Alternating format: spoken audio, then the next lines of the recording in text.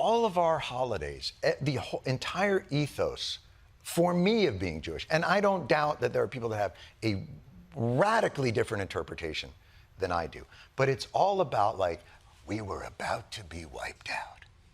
We were in a cave. We had 3 days of oil. And then suddenly, the Maccabees overcame it all. Or Purim, Esther, she was almost destroyed by Haman and the Jewish people with, but she went to Mordecai. And now we wear costumes and do, like, it was always like, oh, they almost got us, but wait. Right, right. It's more complicated than that, isn't it? It's true, because if you read the Hebrew Bible, if you read the Talmud, what you see is that our religious texts describe us in the full range of humanity. We're human beings. Nothing human is alien to us.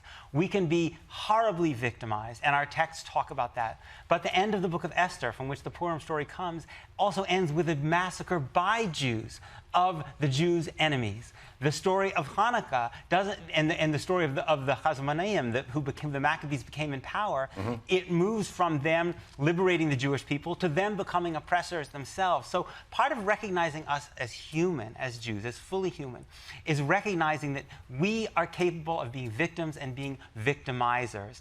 And we have to recognize that in order to prevent us from falling into the trap of thinking that every single situation is the equivalent of what was happening in the Tsarist Russia or in Nazi Germany. Right. In some situations, the power dynamic is reversed. In Israel-Palestine, it's Jews who all enjoy legal supremacy and citizenship, and Palestinians who are denied basic rights.